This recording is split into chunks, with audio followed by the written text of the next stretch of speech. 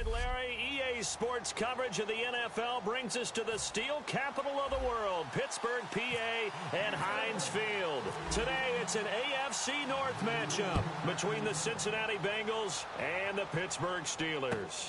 This fielded a few yards into the end zone, and he won't return this one. He'll go down to a knee, and they'll start at the 25. And we shift our attention to the Pittsburgh Steelers and Ben Roethlisberger, Charles, a man who could become the next 50,000-yard passer in the coming season. Would have had his fifth 4,000-yard individual season last year if it wasn't for the couple of games he missed. I think his consistency is something we have to start talking about, because we talk about being one of the best quarterbacks in the league, and there's really no doubt about that. But just him answering the bell year after year, putting up those kind of numbers, and leading one of the best offenses in the league. Also, remember Big Ben as a younger quarterback, moving out of the pocket, taking the hit, shrugging them off? Now he's staying in the pocket and winning from there more and more, and I think that's going to enhance his career going forward. A good, safe pass there right off the bat. That's almost a rhythm play. That's what we like to call it. Get them into rhythm early, something safe, something they're confident about, something they feel good. And once that's completed, then you just keep moving from there because the confidence elevates. And no escaping this time as he'll go down. They got him for a sack. Geno Atkins, he's the one that got to him. He takes him down for a loss of 9. Sometimes I watch games and wonder why they use play fakes on certain passing situations, because it's not going to fool anyone. I don't know if that was the case here, but the end result was the same. No one fooled. The quarterback was hit. So now an early 3rd and 10 here on their opening drive.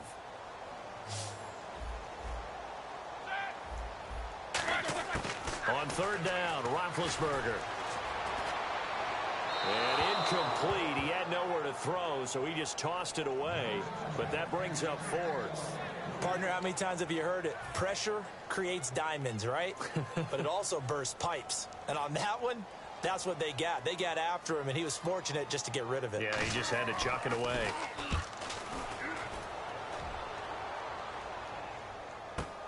Jones on the return. A very good return that time. 18 yards. And out will come the offense as they take over. And now we see Andy Dalton bring Cincinnati out there. And Cincinnati, gosh, first time under Andy Dalton, they haven't been in the playoffs. His first 5 years, they made it. This year, 6-9-1. He threw for 4,200 yards, second best total of his career. But again, that's a quarterback who would trade those numbers to be back in the playoffs. Yeah, hollow numbers for Andy Dalton. And let's face it, it started last offseason. Lost Marvin Jones, Mohamed Sanu. Tyler Eifert got hurt in the Pro Bowl last year, missed the beginning of the season. And then A.J. Green got hurt late in the season.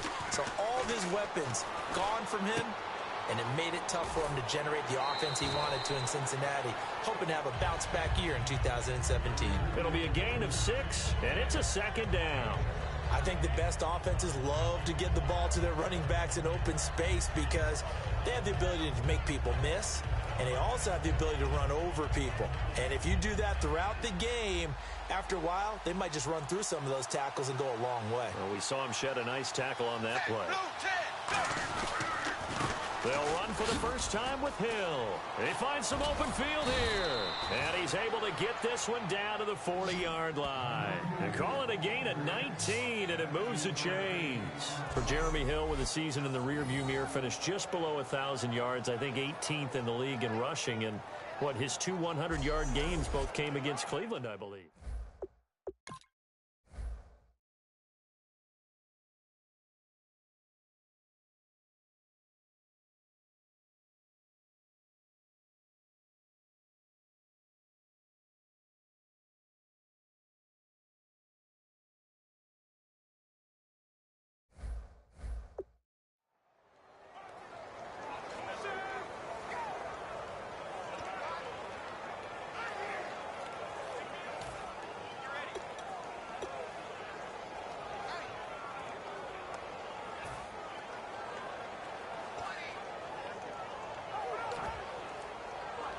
So the run moves the chains, and here we go on 1st down.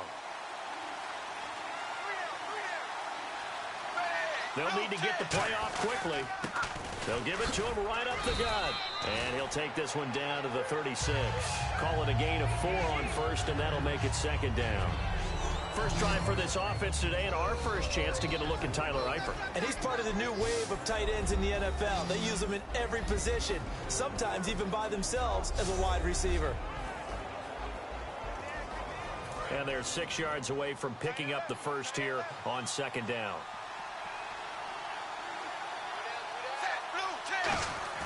It's second down. Dalton looking. To the left side here for Eifert. And he's brought down, but not before reaching the 8-yard line. A really good pickup of 28 yards. I think in a lot of ways, Tyler Eifert is happy to wave bye-bye to 2016 because of the injury issues. Got hurt in the Pro Bowl, missed the first 6 games of the season, and then couldn't finish the year with another back injury. Yeah, and the one that hurt, that Pro Bowl injury, supposed to be such an award for the great year he had a season ago and just never really got things going this year, did he? Such a difficult matchup, especially in the red zone. Look for a big bounce back in 2017. Now a handoff here to his running back. Looking for a cutback lane, but nothing there as he's met at the line of scrimmage. No gain, and it's second down. And a look at the Steelers' defensive unit. Cameron Hayward is a defensive lineman, but many of us, especially guys of my vintage, remember his father, Craig Ironhead Hayward, who was a running back. I think Cameron decided he'd rather hit people than be hit.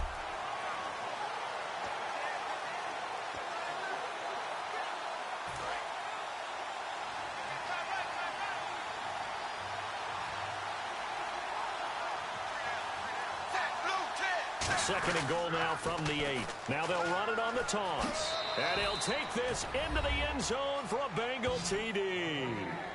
A great play there. Taking it in from 7 yards away. And the Bengals are going to take a first quarter lead. I know the play ends up in the end zone with one person carrying the ball, but how about that big mass of humanity that guided him to that spot? Yeah, they got there, but I love the dive. Always a fan of the dive. On for the point after is Randy Bullock. And he's got it to make it 7-0 Bengals. That time a 6-play drive. And it ends with a Bengals score. Now Bullock will send this one away after the touchdown. That's fielded in the end zone. And he'll take it back to about the 19-yard line.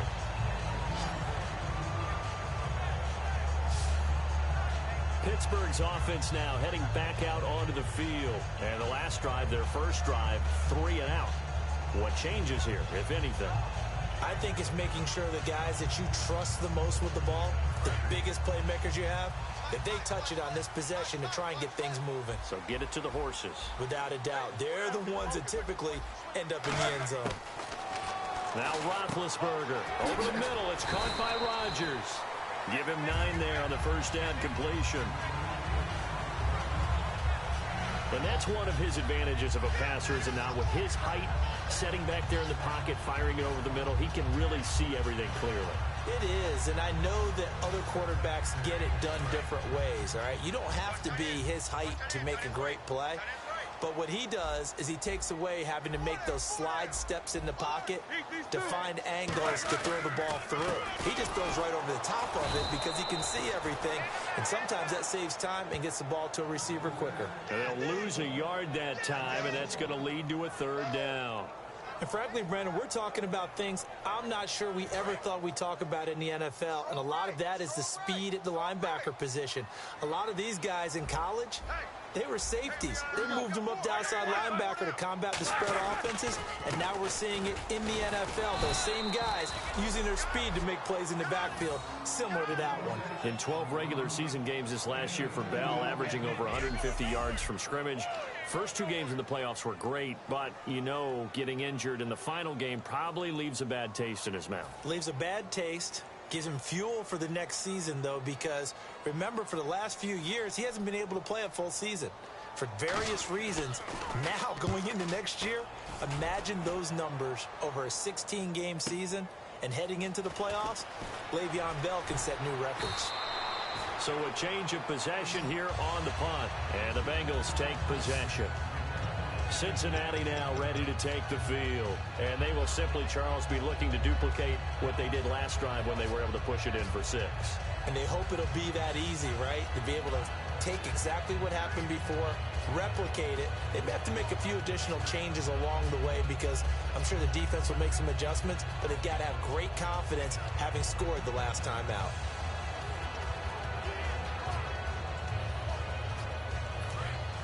Looking to jam the receivers at the line here. Press coverage look defensively. And the play clock's running down. On 1st and 10, here's Andy Dalton. On the screen, Bernard. And some room to roam now. It's a pickup of 19. And it's good enough for a Cincinnati first down. They ran that one well, and not only did they pick up a nice chunk of yardage on the screen, they sent a message to the defense. Rush the passer all you want, but you better be careful. We can hit you going back the other direction.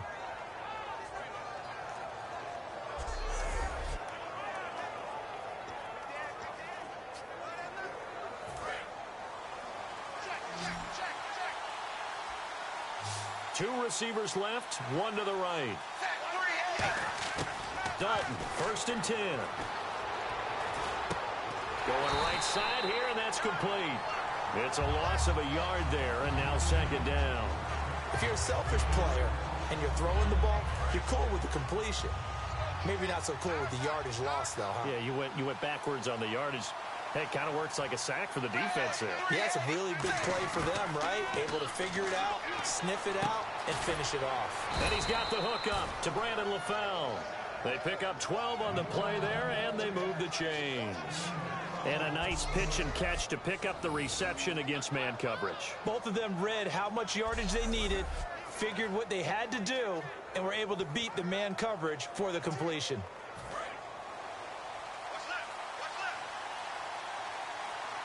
One receiver left, two to the right. 1st and 10 for Dalton. He's going to flip that out to the flat. It's complete. And he's going to get it down to the 33-yard line here. It'll be a 3-yard gain, and it'll make it a 2nd down. I'm going to show my age here a little bit. We used to talk about running backs catching the ball as safety valves. Nowadays, they're a big part of the passing offense. Quit acting like you're so old. You're only 65. And it'll be Dalton again. And incomplete there. A nice hit. Jars the ball free and brings up 3rd down. So much of this game is focus and concentration. And whenever I see guys running the in route, I know that in the back of their mind, they're always wondering who's lurking inside that might put a big hit on them as they try and catch the ball. 3rd down, a shot here for Dalton. He drops it off for Bernard. And he'll work it inside the 30 to the 29-yard line.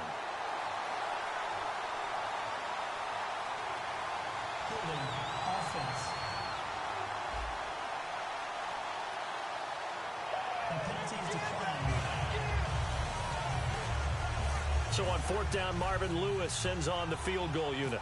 From the right hash, it's a 46-yard attempt. And Bullock will put this one through, and the lead moves to 10-zip.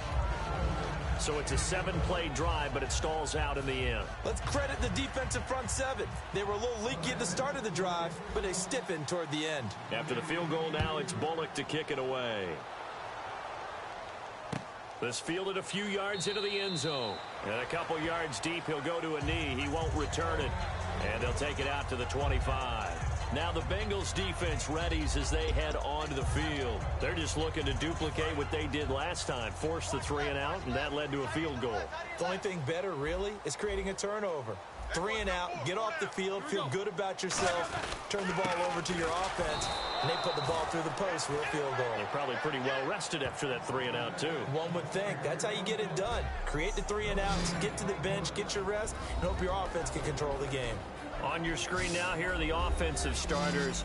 At wideout, Antonio Brown is certainly someone that the defense always has to account for. Without a doubt, a true #1 receiver. It doesn't matter to him how defenses want to cover him. He sees it as a challenge and knows how to defeat them.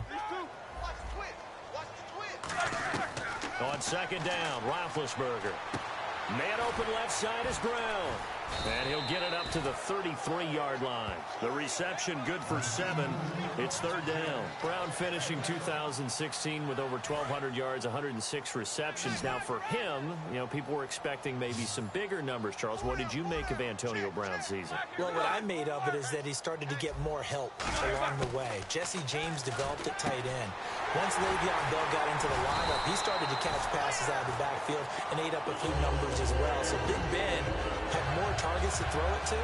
That should help Antonio Brown going forward in 2017 because he'll still be the primary guy. But when you get help, boy, you can make bigger plays downfield. Shift together here from the D-line. Now a first down carry by Bell. And he's going to be met at the line of scrimmage and taken down. No gain on the play there. Second down. And the Bengals starting defensive unit now. Geno Atkins is an absolute force as a defensive tackle. Forces every offense that he plays against to alter their game plan.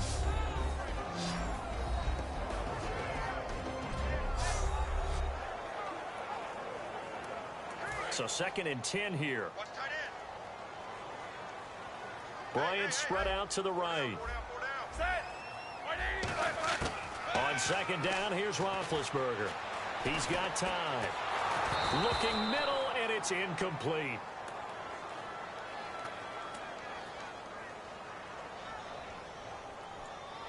Holding offense.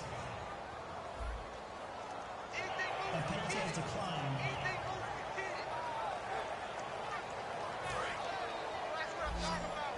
Defense really showing respect to the deep ball here, playing off the receivers. So here we go now. An extra defensive back in there on 3rd and 10. On 3rd down, Roethlisberger. James has got it. Complete. And he'll get it out a couple yards shy of midfield at the 48. It'll be a gain of 8, but it'll also lead to a 4th down. He wasn't the primary target, but I think it was almost like a check down situation, wasn't it? Yeah, hoping he can break some tackles, a big tight end, but he couldn't do it. Yeah, get it to that big frame and hope he can scatter some bodies, unable to get it done.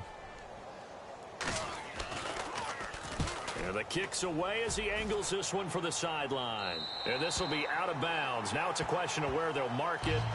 And they'll say it crosses at the 11-yard line. The Bengals offense now, they head back onto the field. And last time able to get 3. It's not what they wanted. They wanted 6, but they got at least something. They mustered something out of the drive. They'll take it. Just, I like the way you've described it. Not ideal. Nowhere to escape, and he goes down. Bud Dupree in there to make the sack. He buries him for a loss of 10. Oh, boy, he got a favorable spot there. The guys on the sidelines were raising their hands over their head and clasping their hands to signal safety. But the official marked it just outside the end zone at the 1-yard line.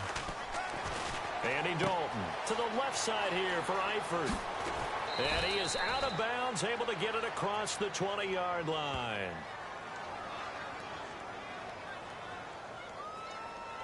Holding offense.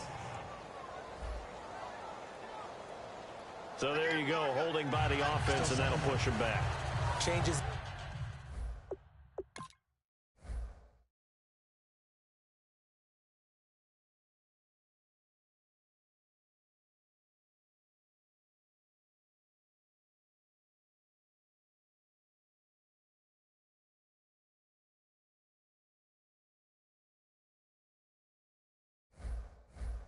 Everything now as you try and figure out what your playbook has for you.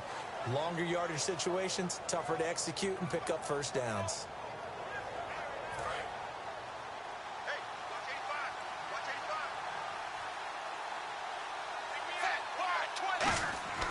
Got to be careful here. Dalton looking for Green, and it's intercepted.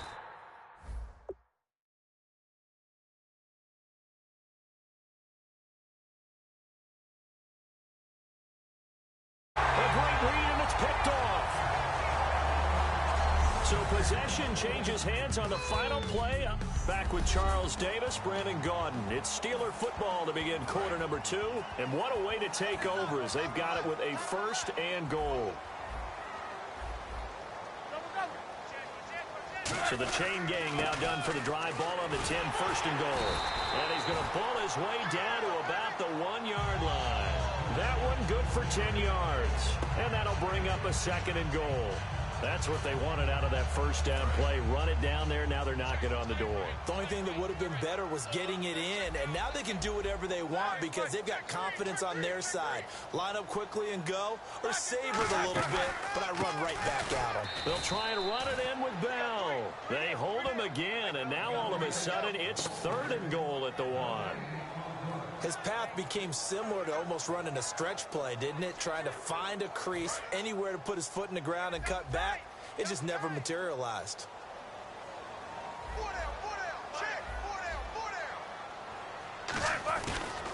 Here's Bell, and he's in.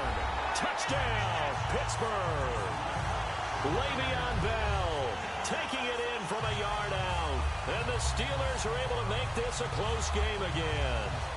Able to punch it in on third down makes it easier for those guys on the sideline. They didn't have a fourth down decision to make. Yeah, could you feel the exhale? Because they were already thinking ahead, as all the good coaching staffs do.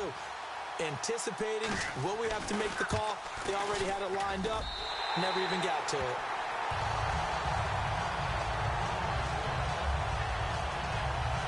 The drive there only spanning 3 plays. And it ends with a Le'Veon Bell touchdown run. On the return, it's Alex Erickson. And he'll take it back to about the 19-yard line.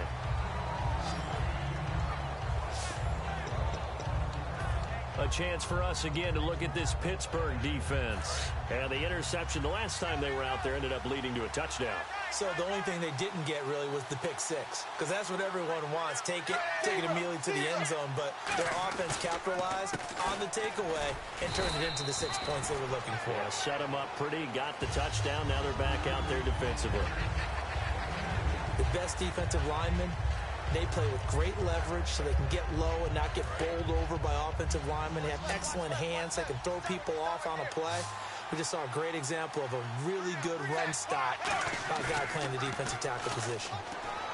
Here's Dalton. He's going to float this one deep right side.